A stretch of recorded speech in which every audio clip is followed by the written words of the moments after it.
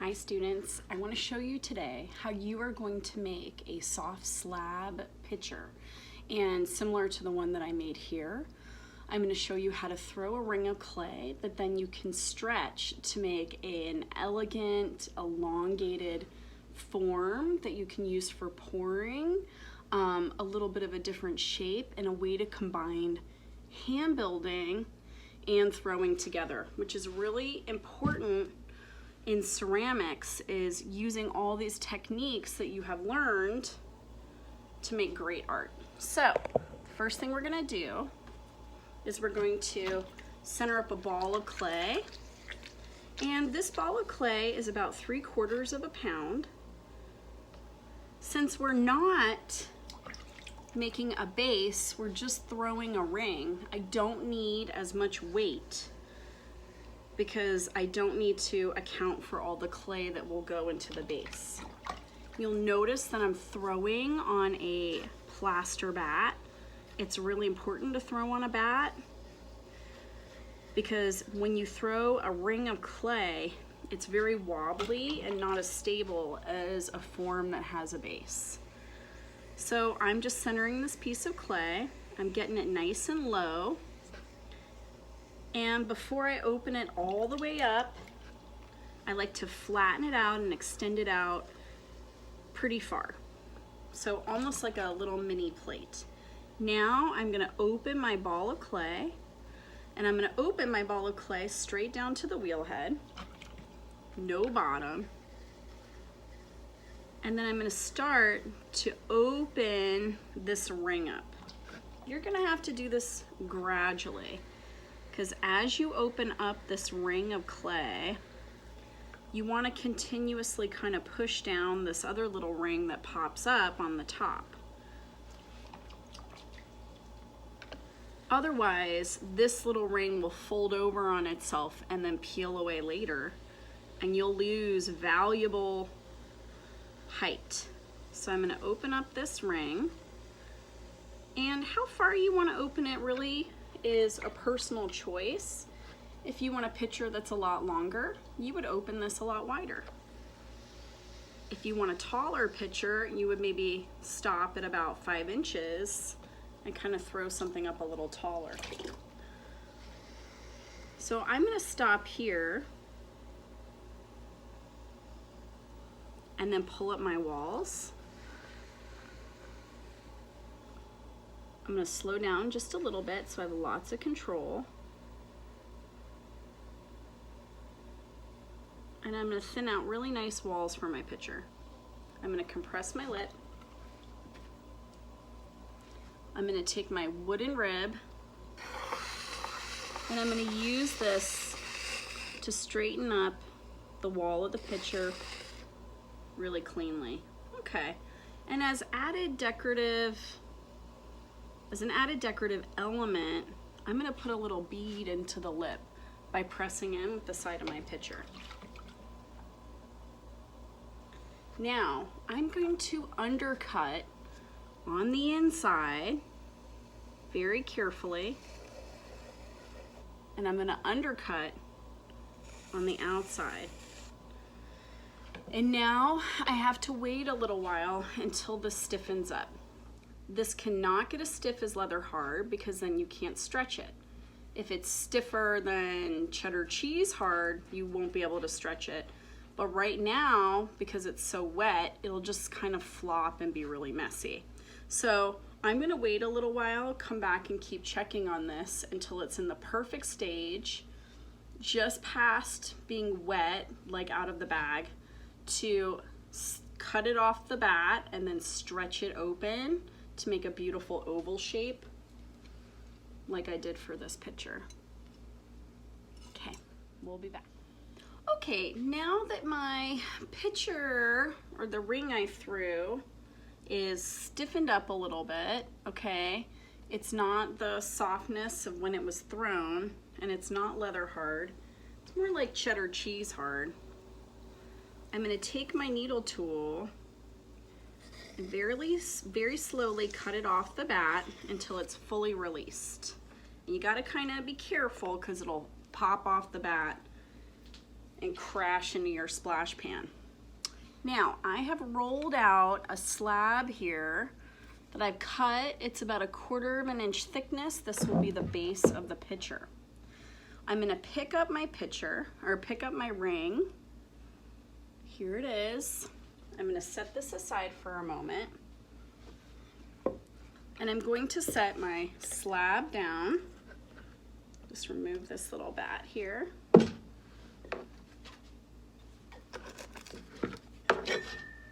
Okay. I'm going to score the pitcher, or the slab, really well, and approximately where I think the ring will add up. Now I'm going to take the ring, and on the inside here where I undercut it initially, I have to peel that extra clay away. If you can see that. Okay, I'm going to gently flip this over, and I'm going to score the bottom here.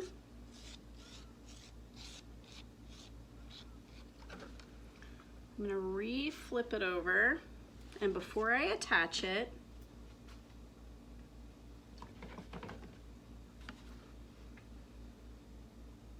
I'm going to paint down a nice layer of water and a little bit of clay slurry. Joining slip would work as long as it's nice and thin. And then here's the fun part. I get to carefully stretch out this ring into a beautiful fluid oval shape. And then I can place this down right on the slab. I like to make sure that both sides are even and rounded, and then I'll wiggle and jiggle and attach the ring down to the slab. And this is how we make very elegant oval or squared off or forms that aren't round off the wheel, because it gets kind of monotonous, the roundness of all the things that we throw on the wheel. And lots of potters, a majority of us, really like to alter our forms in a lot of occasions just so we can get something fresh and lively. I mean, that's the wonder and the excitement of clay. So now I've sealed this down really well on the outside. I'm going to cut away the extra clay and be mindful that this slab is pretty wet still. So I have to wait and be patient before I do any amount of significant cleanup on the bottom of this form.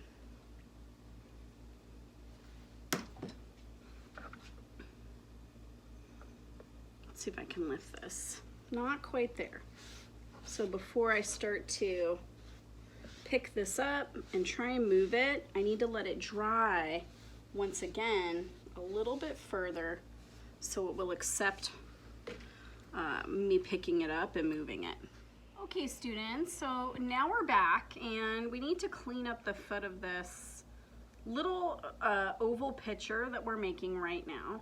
So I cleaned up the outside on one side, but I wanted to show you how I do that on this other side. Normally we would use a Sureform rasp in the studio, but not every student has one of those. They're not a tool that's readily on hand. So what I did is I just took my trim tool and I shaved down, using my trim tool, the little bump that was left behind when I attached my ring to my slab. And then once I got rid of that extra clay, I'm scratching it and kind of blending in that seam using my serrated rib. And I know that you all have that in your toolkit. So I'm blending that seam with the serrated rib. Now I'm going to use the flat side of the rib and go over where I scored the surface, and then it makes it nice and smooth and equalizes the surface. Great little tip in case you've got a bumpy surface of some kind. You just run your serrated rib over it. Everything is smooth. All right, so now I'm going to take a sponge, and you can see that I spend some time cleaning up my feet. I spend a lot of time on craftsmanship. I spend a lot of time making sure that the surfaces are smooth and that they're all homogeneous. So now I'm going to flip my pot over, give another little wipe, and now I'm going to put the spout on. Now, I rolled out a little flat slab here, and when you cut out a spout, you really want it to have a deep, like wide kind of arc, and I will use my a fettling knife to cut this, or any little knife that you have.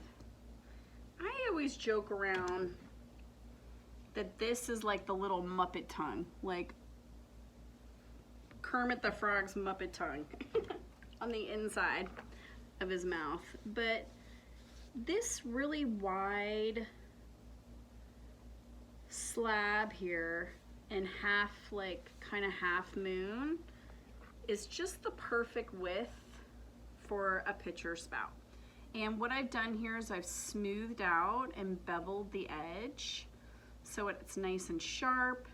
I got rid of the look like I cut it with another tool. You never want your work or your edges to look like they were just cut with a needle tool and then left alone. They look much nicer when they're softened. Okay, now I'm going to attach this spout. I'm going to attempt to do it this way, and I'm just going to draw the U shape on the edge of on the side of the pitcher. Make sure it's even. And now I'm going to cut that away. So using my little knife, I'm going to cut out another little half moon shape. I'm going to bevel this in. I'm going to score the inside. I don't need to score my little spout because the clay is so soft. I'm going to paint a little water in here. I'm going to take this soft slab, start to bend it, and now I'm going to lay it right in the interior of my pitcher. Now when I put this spout in, here's what happens to a lot of beginning students. They put the spout in and then it starts to just slowly turn down. And this is very disappointing. This doesn't have any sort of upward thrust. Sauce will leak out of this thing really easily. Just looks a little sad. Doesn't look like it has a lot of vivacity or whimsical feeling. So it's really important that when you put your spouts on, that you tip them up, okay? So they look very lively.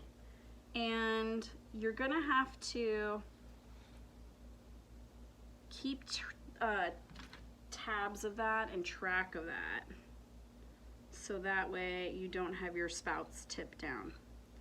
I'm going to remove the extra clay right on the inside, extra weight we don't need. Looks good.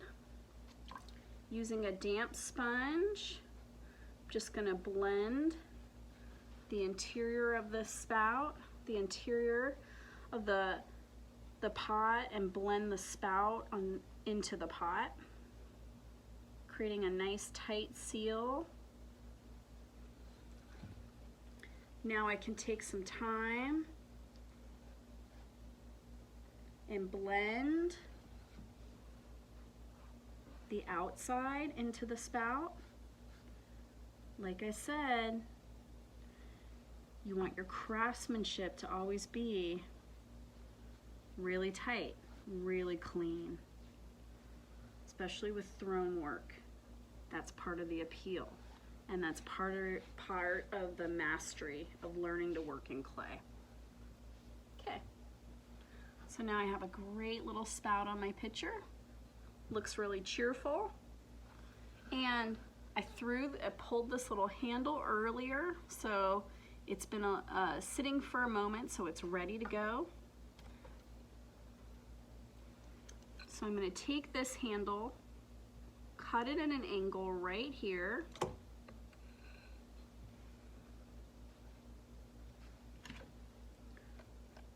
score the back side of my pitcher,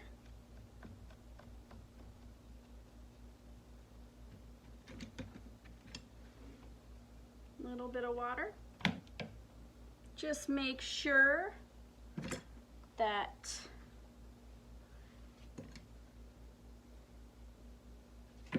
you put your handle directly across from your spout so that they're even. And then I'm just going to take this handle, I'm going to press it on, nudge it down a little bit, and then I'm going to take my finger and just lift this up so it maintains its really fun arc.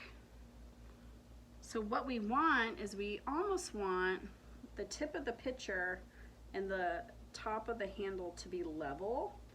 So visually it'll check off a lot of visual ideas by having that. So I just make sure this is all smooth, well attached, and then we have our beautiful little spouted pitcher, soft slab pitcher. There you go. Thanks, students.